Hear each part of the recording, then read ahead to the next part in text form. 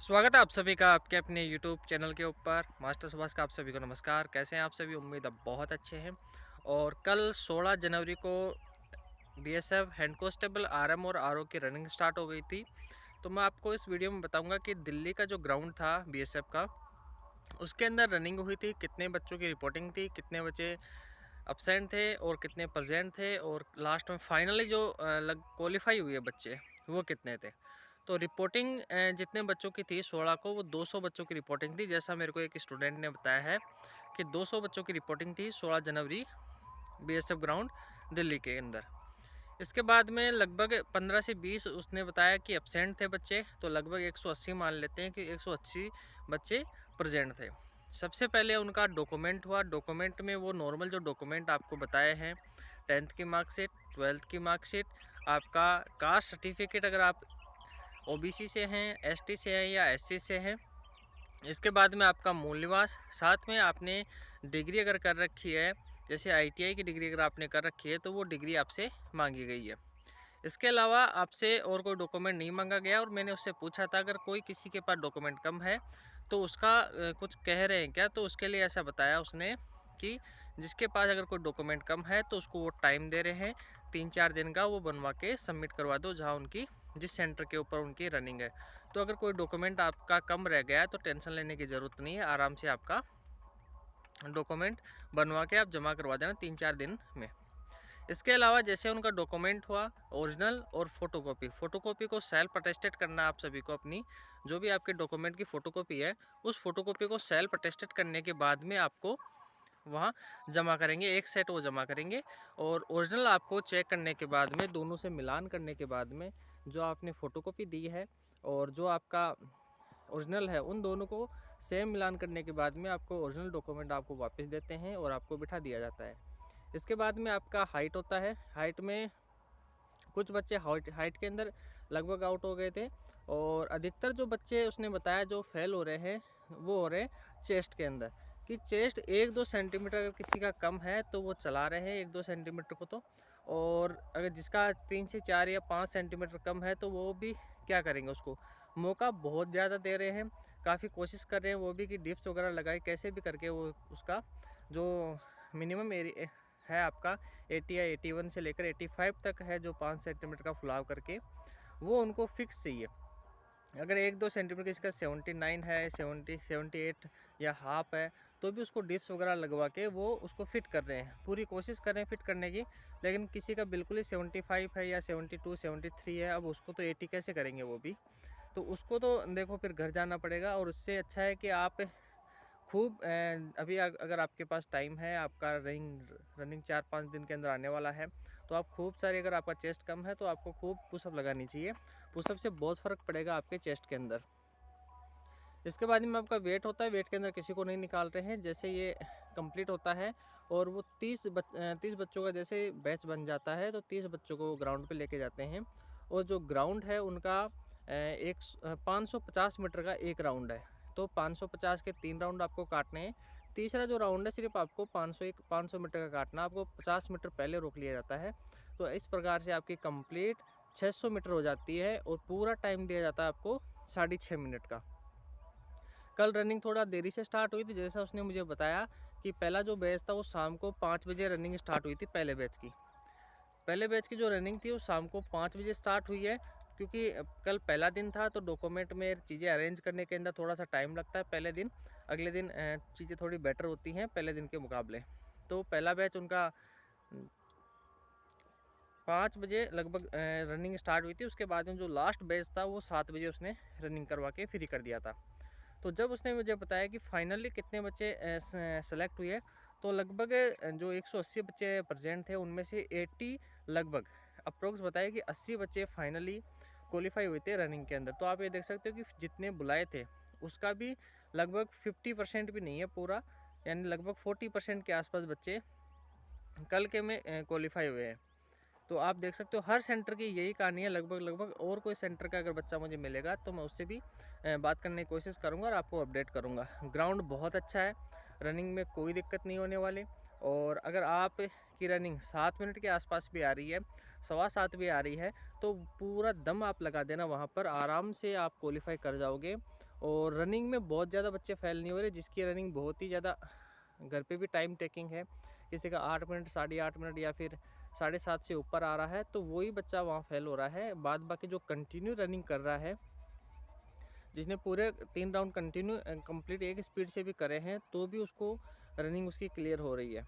और पूरा टाइम दिया जा रहा है, 6.5 मिनट जो बताई गई थी नोटिफिकेशन के अंदर। कमांडेंट आपको पूरा टाइम देता है, पूरा आपको मोटिवेट किया जाता है। किसी प्रकार का कोई भी धांधलीबाजी नहीं हो रही कि किसी को थोड़ा टाइम कम दे रहे हैं या फिर जल्दी आपको रनिंग करवा रहे हैं। पूरा अच्छे से आपको टाइम दे रहे हैं। ग्राउंड बहुत अच्छा बताया है उसने कि ग्राउंड में कोई दिक्कत नहीं है, आप अपनी मर्जी, जैसे जूते पहन के अगर आप रनिंग करना चाहते हो जूते पहन के कर सकते हो, और नंगे पैर करना चाहते हो तो नंगे पैर कर सकते हो। और मैं सजेस्ट करूँगा कि आपको जूते पहन के रनिंग करनी चाहिए, क्योंकि छोटी छोटी कंकर होती हैं वो लग जाती हैं कई बार रनिंग करते वक्त। क्योंकि 1 या 2 बैच अगर रनिंग कर लेता है पहले और उसके बाद में आपका नंबर आता है, तो कुछ कंकर लगने की संभावना ज़्यादा रहती है पैर के अंदर। तो इससे अच्छा है कि आप जो रनिंग करो तो रनिंग में आप बिल्कुल जूते पहन के करो। और हाई जंप और लॉन्ग जंप का ऐसा है कि 2-3 बच्चे हाई जंप और लॉन्ग जंप के अंदर फेल हुए हैं। ज़्यादा बच्चे हाई जंप और लॉन्ग जंप में फेल नहीं होते। अगर किसी का वेट ज़्यादा है तो वो जंप नहीं कर पाता हाई और लॉन्ग जंप, और बाद बाकी लगभग लगभग सभी क्लियर होते हैं। 2 से 3 बच्चे हाई जंप और लॉन्ग जंप में फेल हुए हैं। बाद बाकी कुछ बच्चे, जैसे 30 का बेस था, तो लगभग 12-13 बच्चे आपके रनिंग के अंदर फेल हो जाते हैं। और उसके अलावा जो 2-3 बच्चे लगभग जो उसने बताया था मुझे कि 2-3 बच्चे फेल हो जाते हैं आपके हाई जंप और लॉन्ग जंप के अंदर। तो टोटल जो 30 का बैच बना था उसमें से 12-13 बच्चे फिट हो रहे हैं। तो इस हिसाब से आपका जो रन सक्सेस का रेशो है रनिंग का, फिजिकल का, वो रहेगा आपका 40% के आसपास। हर ग्राउंड की यही कहानी रहेगी। कुछ बच्चे एब्सेंट रहेंगे, जिस प्रकार जिन्होंने जीडी ज्वाइन कर लिया है, और कुछ बच्चों का और कहीं सिलेक्शन हो गया है। जैसे अभी एयरफोर्स और नेवी की भी ज्वाइनिंग आ चुकी थी दिसंबर के अंदर, तो वो बच्चे भी नहीं जाएंगे आपके इस बीएसएफ के फिजिकल को करने के लिए। और जिनका भी एसएससी जीडी का एग्ज़ाम मैच कर गया है, बहुत से बच्चे ऐसे हैं जिनका मेरे पास कॉल आया था कि सर एसएससी जीडी और मेरा फिजिकल मैच कर गया है। अगर आपके नंबर बहुत अच्छे हैं, 130 140 प्लस हैं आपके number BSF head constable ministerial BSF RM और आरओ के अंदर 130 प्लस 140 प्लस आपके नंबर हैं, तो ही आप जीडी का जो एग्ज़ाम वो छोड़ने का सोचना। अदरवाइज़ आपको जीडी का एग्ज़ाम देना चाहिए, क्योंकि यहाँ पोस्टें बहुत ज़्यादा है, सिलेक्शन के चांसेस आपके बहुत ज़्यादा हाई है। समझ रहे हो आप मेरी बात को? तो इस तरीके के आप बेवकूफ़ी मत कर देना कि अगर आपके नंबर थोड़े से कम है, कट ऑफ के आसपास या 5-7 नंबर ज़्यादा ऊपर है, तो आप एसएससी जीडी का एग्ज़ाम मत छोड़ना। सबसे पहले आप एसएससी जीडी का एग्ज़ाम देना, क्योंकि 45,000 पोस्टें बहुत होती हैं। वहाँ आपके जो सक्सेस के चांसेज़ हैं वो आपके जो बीएसएफ आरएम है उससे कहीं ज़्यादा आपके वहाँ बनेंगे सक्सेस के चांसेज़। तो आप इस चीज़ का ध्यान रखना खासकर। और आप सभी को बिल्कुल भी घबराने की ज़रूरत नहीं है। अगर किसी का टाइम थोड़ा ज़्यादा आ रहा है, कुछ स्टूडेंट का कॉल आया था कि सर मेरा टाइम थोड़ा 7 मिनट लग रहा है या फिर 7:15 आ रही है, तो आप घबराओ मत, आराम से आपकी रनिंग क्लियर होगी। जिसका हमारे जो बैच में जब हमने रनिंग की थी 2019 वाले बैच में, तो बहुत से ऐसे बच्चे थे जिनका 7:20 7:15 7:25 टाइम था घर के अंदर जब वो निकाले थे। और वहाँ पर जब रनिंग करी थी तो हमारे साथ वो 7 के साथ भाग रहे थे, तो 7 का बहुत फ़र्क होता है। और आराम से उन्होंने रनिंग क्लियर कर ली थी हमारे साथ। हमसे 5-7 सेकंड वो पीछे आए थे, लेकिन उनकी रनिंग आराम से कवर हो गई थी। और वो जब लास्ट में हमने पूछा उनसे, तो उन्होंने कहा कि यार मुझे लगा ही नहीं कि मैंने पूरी 1600 मीटर की रनिंग कर ली है। घर पे मुझे ऐसा लगता था कि 7:15 में भी मैं आ जाऊँ तो बहुत बड़ी बात है, और यहाँ मैं 6.5 मिनट के अंदर आ गया हूँ। तो ग्राउंड का और आपका जो माहौल होता है वहाँ का, वो एक अलग ही जोश और जुनून होता है उस दिन।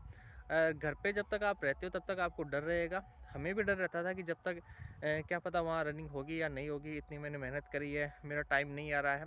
तो आप किसी भी प्रकार की घबराने की ज़रूरत नहीं है, आराम से आपकी रनिंग क्लियर होगी। हाई जंप और लॉन्ग जंप आपको 3 चांस मिलेंगे, 3 में आप आराम से क्लियर हो जाओगे। और कोशिश करना कि पहले चांस के अंदर ही आप क्लियर हो जाओ, क्योंकि जैसे अगर पहला चांस आपका मिस हो जाता है, उसके बाद में आपके ऊपर थोड़ा सा प्रेशर बढ़ जाता है। फिर आपको ऐसा लगता है कि क्या पता अगले चांस में मेरा क्लियर होगा या नहीं होगा। तो आराम से आप क्लियर कर लेना फर्स्ट चांस के अंदर ही। इसके अलावा अगर आपको कुछ खाने पीने की चीज़ें मैं बताऊं, अगर आप क्या खा सकते हो, तो पहले दिन बिल्कुल कोशिश करना कि बाहर का खाना आप ना खाओ। जैसे बाहर के ढाबे वगैरह की सब्जियां वगैरह आप अवॉइड करना। अपने घर से आप बाटियां बना के लेके जा सकते हो, ताकि आप उनको, अगर एक दिन पहले जा रहे हो तो आप उनको खा सकते हो। दूध वगैरह आप थोड़ा ज़्यादा चॉइस रखना कि दूध आप पी के सो आराम से रात को। और अगर आप रनिंग करते हो तो उससे पहले आपको कोई गोलियाँ वगैरह अगर कोई लेता है तो प्लीज़ वो मत लेना, उससे आपको नुकसान नहीं होगा, फ़ायदा कुछ नहीं होने वाला। आपने जो मेहनत ग्राउंड के अंदर की है वही मेहनत ही आपके काम आएगी, गोलियों से रनिंग नहीं होती है बिल्कुल भी। इसके अलावा और आपको जैसे कुछ ट्यूब वगैरह आप लगाते हो, अगर मूव आपके पैरों में पेन है तो जो मूव स्प्रे आता है वो यूज कर सकते हो। आइडिक्स वगैरह आप लगा सकते हो, अगर आपको ऐसा फील होता है कि आपके पैरों के अंदर थोड़ा सा पेन है तो वो आप लगा के सो सकते हो रात को, और जब आप रनिंग करो तब भी आप लगा सकते हो।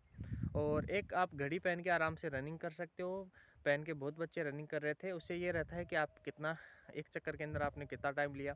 अगर 4 चक्कर है तो आपको हर चक्कर का टाइम पता लग जाएगा कि आपको कितना तेज़ भागना है और कितना धीरे भागना है। और एक चीज़ और विशेष उसने मुझे बताई थी, और जो कल मैंने वीडियो अपलोड किया था उसके अंदर भी मैंने आपको बताया था कि कुछ बच्चे आपको बैच के अंदर ऐसे मिलेंगे जो बिल्कुल मिल्खा सिंह बन जाएंगे फर्स्ट के अंदर ही। तो वो मिल्खा सिंह आपको 300-400 मीटर पूरा होने के बाद में कहीं बैठे हुए नज़र आएंगे आपको, तो उनके चक्कर में आपको नहीं भागना है। आपको जिस प्रकार से आप घर पे भागते हो, जिस प्रकार से आपने घर पे रनिंग की है उसी प्रकार से वहाँ रनिंग करनी है। 2 या 3 बच्चे आपको ऐसे मिलेंगे हर बैच के अंदर कि वो बहुत तेज़ भागेंगे, और उसको देख के आपको भी ऐसा फील आएगा कि मुझे भी बहुत तेज़ भागना चाहिए, ये मैं इसके हिसाब से तो मैं फेल हो जाऊँगा। तो आपको उसको ध्यान नहीं रखना, अपने जो आपने प्रैक्टिस की है उस प्रैक्टिस के ऊपर विश्वास रखना है, और उसी प्रैक्टिस के हिसाब से आपको वहाँ रनिंग करनी है। बिल्कुल भी तेज़ या बिल्कुल भी धीमा नहीं भागना है। आप अपने हिसाब से रनिंग करते रहो, अपना टाइम चेक करते रहो, इतना भी आपको धीरे नहीं हो जाना है कि आपका बिल्कुल टाइम बहुत ही ज़्यादा आप टाइम ले लो।